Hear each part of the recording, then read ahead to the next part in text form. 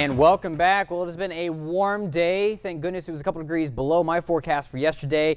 Not as we talked about the moisture moving on in, we still have some dry air sticking ahead of that. So that's the good news. Unfortunately, it's still only going to get hotter as we go into the weekend. Here, today's temperature is still hot, no matter where you put it. 95 degrees. This morning's low, pretty chilly outside. 66 is because we had clear skies. We had a little bit of drier air, so again, we kind of radiated that heat out a little bit more efficiently. Of course, no precipitation. I know some people need some for their gardens. We have maybe a slight chance on your 7-day forecast, but overall, it's not looking too great for that. For your Saturday, yep, always see on our map the word hot, some cities, and the color red. Nobody ever likes to see that. Just hot overall. Again, a high pressure building on in from the west. And so we can expect our temperatures to get up there in the upper 90s, approaching 100 degrees tomorrow. Winds will be at the north-northeast, 5 to 10 miles per hour. Maybe a few high clouds. That would really be about it. There's not a lot of relief in sight. And yeah, our heat indices are going to be anywhere between 105 to 110 degrees. Of course, as Kim pointed out earlier, we do have a heat advisory in effect for all of our viewing area, pretty much the southern 2/3 of the state, really. Some things to note, really, of course. Drink plenty of water. And notice I put water on all caps right here.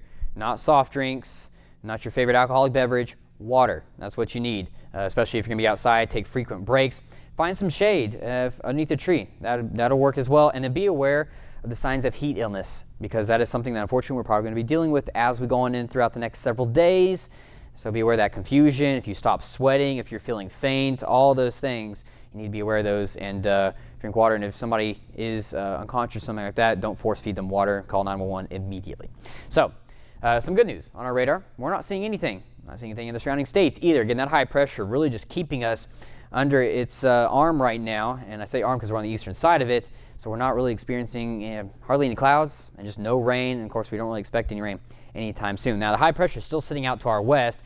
You can still see it. Remember, when you have a high pressure, you can generally get a little bit of a hump or a hill, as we call it. And so you're seeing that ridge, as we call it, right here. And that'll be moving on off to the east, and that'll be just kind of impacting us more and more over the weekend. Of course, we still have Dorian sitting up near the northeast right now. Latest projections, potentially upgrading it from a Category 1 to a Category 2 hurricane over the next couple of hours.